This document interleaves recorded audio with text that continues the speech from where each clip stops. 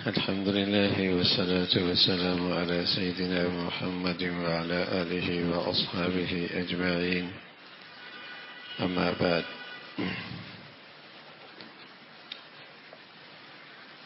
اللہ کے نبی صلی اللہ علیہ وسلم کی مبارک زندگی جس کا تعلق گھر کی زندگی سے ہے، میاں بیوی کی زندگی سے ہے، شوہر کی ذمہ داریوں سے ہے، اس کا ایک تیسرا پہلو گھریلو زندگی کا، اور یہ پہلو یہ ہے کہ گھر کی مشکلات کو آپ نے کس طرح حل فرمایا۔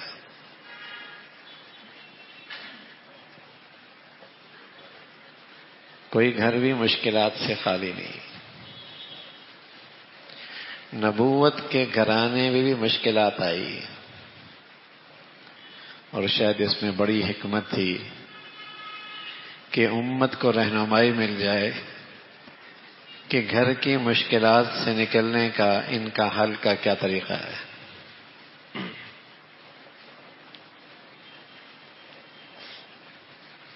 اس لیے کہ اللہ کے نبی صلی اللہ علیہ وسلم نے تو ہر قسم کی زندگی کا سبق دینا ہے نا۔ تو آپ کے گھرانے کے اندر بھی مشکلات آئیں، اور پھر آپ نے کس حکمت سے اور کس تدبیر سے ان مشکلات کا علاج فرمایا۔ مشکلات آنا اتنی بڑی بات نہیں ہے، اس لیے کہ اس دنیا میں کوئی گھر بھی مشکلات سے خالی نہیں ہے۔ خطرہ اس سے ہے مشکلات آئیں اور اس کا حل کا انداز غلط اختیار کیا جائے، حکمت سے کام نہ لیا جائے، مشورے سے کام نہ لیا جائے، صحیح رہنمائی نہ لی جائے، جذبات میں آ کر فیصلے کیے جائیں، پھر خطرہ ہے اس گھر کے لیے، پھر نتیجہ طلاق ہے، جدائی ہے، گھر کا ٹوٹ پھوٹ ہے۔ مشکلات کا ہونا یہ دنیا کا حصہ ہے، یہ ہر گھر کی زندگی کے اندر ہوتا ہے۔ یہ اتنی خطرے کی بات نہیں، خطرے کی بات یہ ہے کہ اسے ان مشکلات سے حکمت سے کام لینا نہ آئے، اس کا کوئی مربی نہ ہو، اس میں اپنے بڑوں سے مشورہ لینے کا مزاج نہ ہو، اس سے اس کے پاس صحیح علم اور تدبیر نہ ہو، یہ خطرے کی بات۔ تو رسول کریم صلی اللہ علیہ وسلم کے گھر کی زندگی میں مشکلات آئیں، اور بہت ہی غیر معمولی مشکلات آئیں۔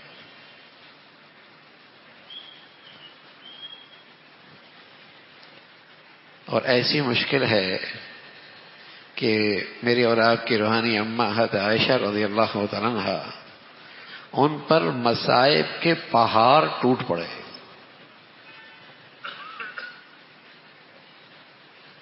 بد فطرت لوگوں نے آپ کی ذات پر بہتان باندھا،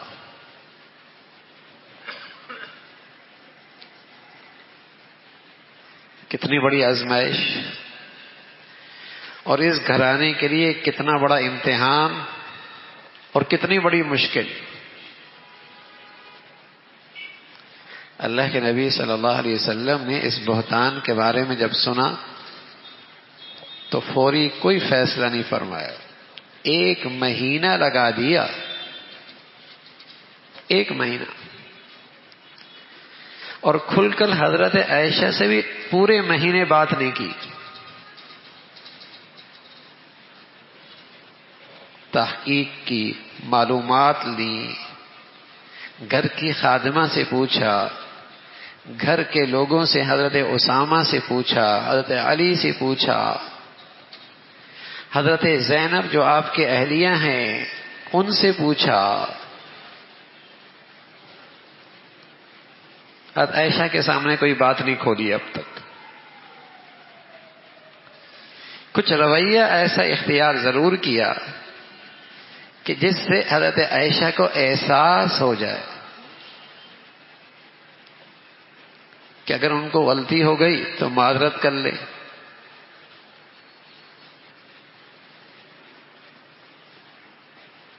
جو بات ہے اس کی وضاحت کر دیں. لیکن کھل کر حضرت عائشہ سے بھی بات نہیں کی اور اس پر کوئی رد عمل بھی نہیں دکھایا، ورنہ جذبات میں آ کر تو سنی سنائی باتوں پر گھروں میں کیسا طوفان بچ جاتا ہے. کتنا بڑی آزمائش ہے اور اس گھرانے کی کتنی بڑی مشکل ہے.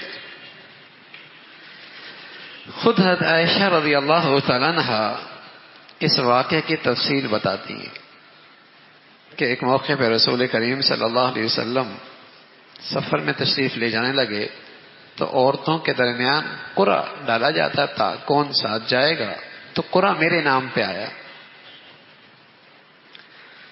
میں حضور علیہ الصلوۃ والسلام کا اس سفر میں تھی. میرے لیے ایک کجاوا تھا، میں اس میں بیٹھ جاتی تھی. کہیں پڑاؤ ڈالنا ہوتا تو وہ اس کجاوے کو زمین پہ رکھ لیتے. یوں سفر تھا. جب غزوے سے واپس آ رہے تھے تو ایک جگہ پڑاؤ ڈالا. رات کا وقت تھا. میں قضاء حاجت کے لیے وہاں گئی اور جب واپس آنے لگی تو میں نے اپنے چھاتی پہ دیکھا، سینے پہ دیکھا، ہار نہیں. یمنی موتیوں کا بڑا شاندار میرا یہ ہار تھا، وہ کہیں ٹوٹ گیا تھا. میں اس کی تلاش میں مجھے آنے میں دیر ہو گئی. ادھر سے لشکر روانہ ہو گیا. جن کی ذمہ داری میرا کجاوا اٹھانے کی تھی انہوں نے میرا کجاوا سواری پہ رکھا. اس زمانے میں عورتیں بہت ہلکی پھلکی ہوتی تھیں. انہوں نے سمجھا کہ آپ بھی اس میں سوار ہیں. سفر چل پڑا. قافلہ روانہ ہو گیا. جب میں وہاں آئی تو وہاں لشکر موجود نہیں. تو مجھے خیال آیا کہ یہیں بیٹھ جاتی ہوں. آگے جا کر جب پتہ چلے گا کہ میں نہیں ہوں تو واپس مجھے تلاش کریں گے اس جگہ سے، پھر مجھے ساتھ لے لیں گے. اللہ کے نبی صلی اللہ علیہ وسلم کی سفر کے اندر ایک سلسلہ یہ ہوتا تھا کہ ایک کو پیچھے بھی چھوڑتے تھے کہ راستے کی گری پوری چیزیں، لشکر سے کوئی چیز رہ جائے تو اسے وہ اٹھاتی ہوئی آئے. اور یہ ذمہ داری حضرت صفوان کے ذمہ تھی. اور حضرت صفوان نے مجھے پردے کے حکم سے پہلے دیکھا ہوا تھا. میں وہاں بیٹھی اور مجھے بیٹھے بیٹھے نیند آ گئی. میں لیٹ سی گئی. ادھر سے حضرت صفوان آئے اور جیسے ہی انہوں نے مجھے دیکھا تو پڑھا انا للہ و انا الیہ راجعون. تو ان کے ان الفاظ سے میری آنکھ کھل گئی اور جلدی سے میں نے اپنے چہرے پہ چادر کر لی. انہوں نے اپنی سواری بٹھائی، میں سواری پہ بیٹھ گئی. حضرت عائشہ فرماتی ہیں انہوں نے، حضرت صفوان نے اس سے زائد نہ مجھ سے کوئی بات کی نہ میں نے ان کی زبان سے کوئی بات سنی. سواری بٹھائی، میں بیٹھ گئی، آگے آگے لگام پکڑ کے وہ چلتے رہے. دوپہر کے وقت ہم اس لشکر سے جا ملے، پڑاؤ جہاں ڈالا ہوا تھا. تو میرے اس واقعے سے جنہوں نے برباد ہونا تھا برباد ہو گئے. وہ عبداللہ ابن ابی بن سلول جو اس بہتان کا سرغنہ تھا، اس نے پروپیگنڈا شروع کر دیا. لیکن مجھے اس کی بالکل کوئی گن سن نہیں تھی. مجھے اس کا کوئی پتہ نہیں تھا. میں گھر میں آئی تو بیمار ہو گئی. مجھے کوئی خبر نہیں تھی کہ باہر کیا ہو رہا ہے. البتہ رسول کریم صلی اللہ علیہ وسلم میں نے کچھ تبدیلی پائی کہ بیماری کے موقع پہ جس انداز سے آپ کا لطف اور شفقت ہوتی تھی میں وہ نہیں پا رہی تھی. کچھ کھچے کھچے سے نظر آ رہے تھے، لیکن میں بیمار تھی، میں نے کچھ نہیں کہا. ایک دن ام مصطح میرے پاس آئیں. ہم دونوں دور قضائے حاجت کے لیے باہر نکلی. راستے میں حضرت ام مصطح کی چادر میں پاؤں اٹکا، الجھی اور لڑکھڑانے لگی. تو انہیں بد دعا دی، ہلاک برباد ہو جائے مصطح. میں نے کہا مصطح برباد ہو جائے؟ کیا کہہ رہی ہو؟ یہ بدر میں شریک ہونے والے ہیں اور آپ انہیں بد دعا دے رہی ہیں. مصطح ان کے بیٹے تھے، ام مصطح کے، تم بد دعا دے رہی ہو. فرمایا ہاں برباد ہو جائے. تو ہمیں نہیں پتا. میں نے کہا کیا ہوا؟ تو ام مصطح نے بتایا کہ جو آپ کے خلاف مدینہ میں بہتان ہے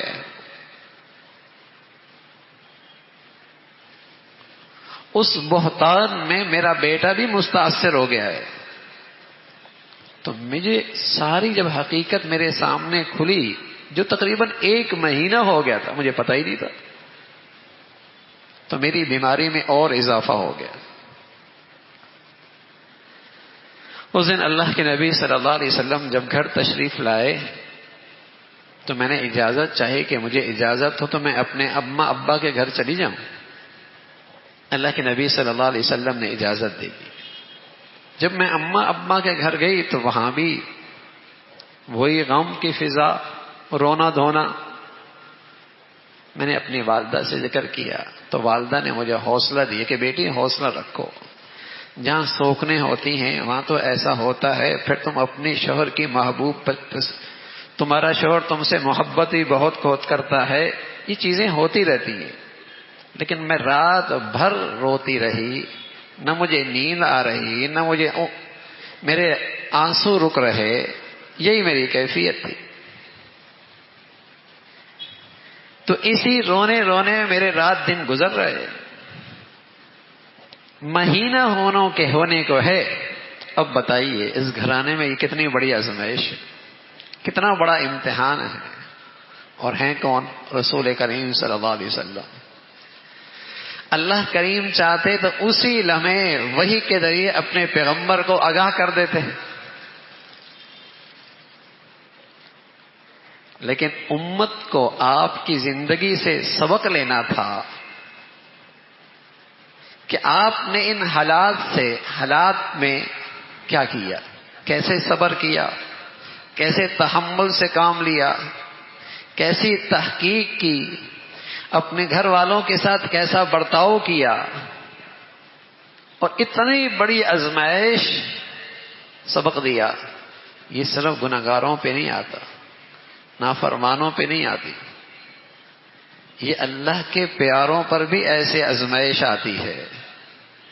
لیکن جو اس آزمائش میں ثابت قدم رہتا ہے اور اللہ کا در اور اللہ کا دربار نہیں چھوڑتا اور اللہ سے رجوع کرنے میں کوتاہی نہیں کرتا، اسے اس آزمائش میں اتنا ملتا ہے کہ اس کی ساری زندگی ایک طرف اور اس آزمائش کی کمائی ایک طرف.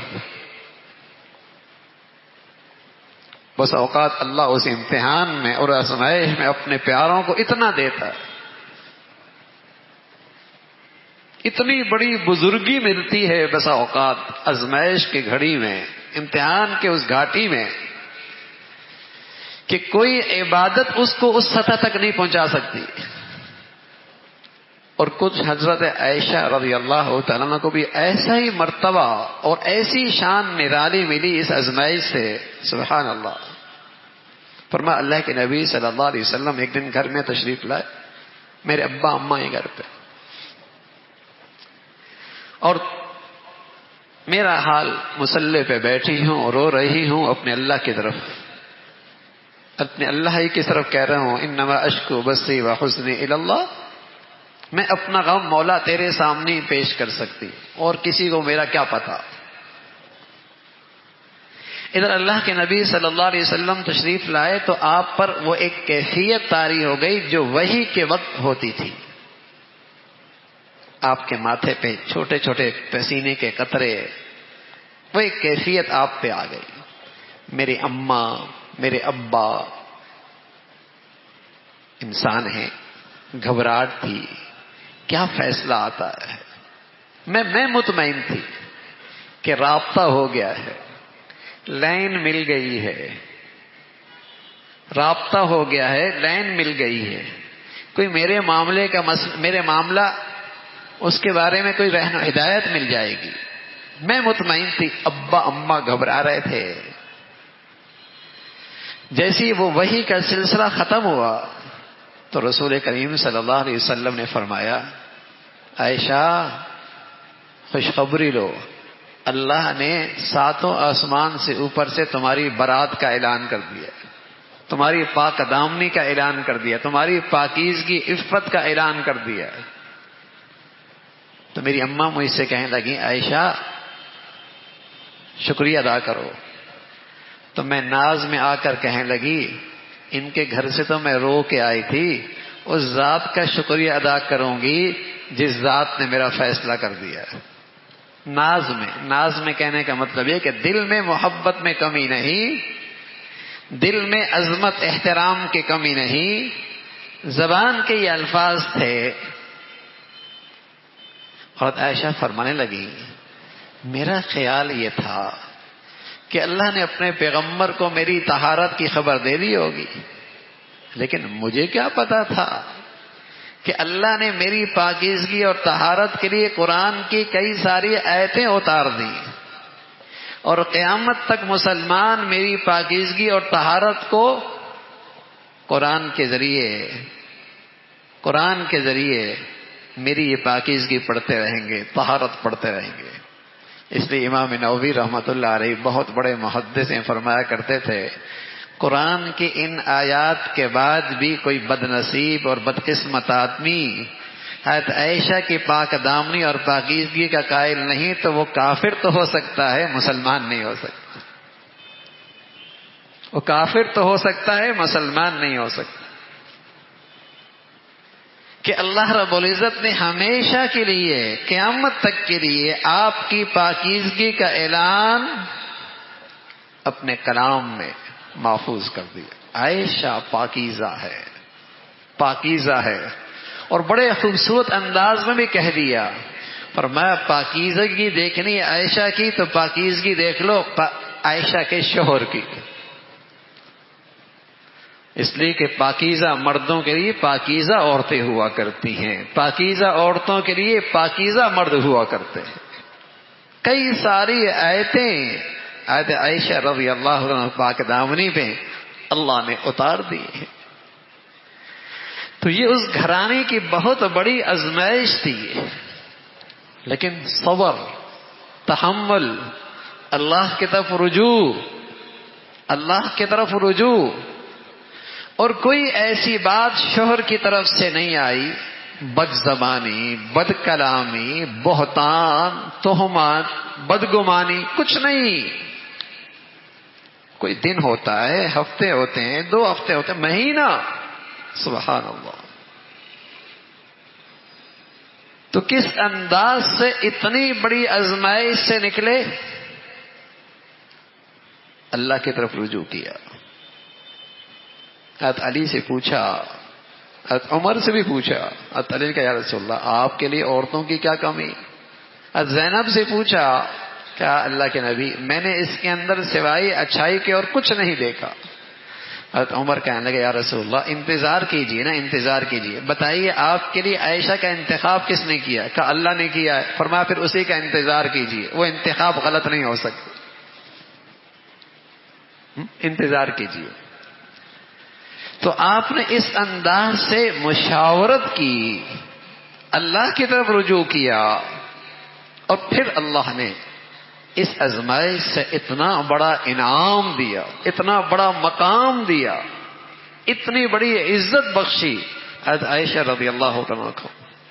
تو میرے عزیزو، ہر گھر میں کسی نہ کسی انداز کی مشکلات آیا ہی کرتی ہیں.